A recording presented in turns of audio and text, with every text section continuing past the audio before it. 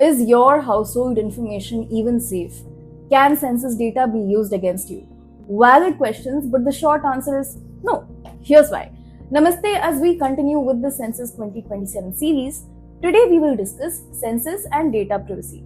At its core, the census has two sides. The side the public sees is aggregated data, broad trends, percentages, and counts that describe populations without identifying households. The side that makes this possible is individual household data that is collected by enumerators going door to door or through self-enumeration. The individual household data is gathered in two phases. Housing conditions, amenities, assets is collected in phase 1, while demographic details are broadly collected in phase 2. Please note here, personal income is not recorded as a part of the enumeration. And honestly, with the bank account data already available to the government, there's no reason to. Once collected, this raw data is never made public. It is processed and released only in aggregate formats, as what reaches the public is always the population, but never the person. But what protects your data when collected? The Census Act 1948 and Census Rules 1990. Census 2027, like earlier census, is backed by the 1948 Act along with the 1990 rules. And the most important provision for you as a citizen is Section 15 of the Census Act 1948. This section legally binds every census official to strict confidentiality. Data details cannot be shared with anyone, and no one outside the census process can inspect or access any of the data collected.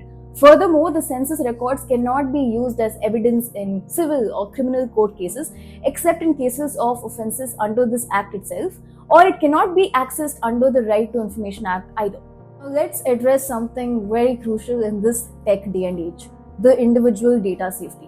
While it's great that Census 2027 is online as well as offline, it also puts a serious obligation on the government.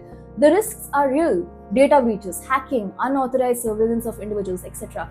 Moreover, when citizens self-enumerate on personal devices, unprotected softwares and networks, the risks increase. So what the government can control is the infrastructure behind it. For this very reason, the National Data Center and disaster recovery sites for census data have been designated as critical information infrastructure under Section 70 of the IT Act 2000. The IT Act defines CIIs as vital IT and digital assets whose compromise would cause a debilitating impact on national security, the economy, or public health. Therefore, the body responsible for conducting the census has deployed a defense in-depth cybersecurity architecture to protect this data.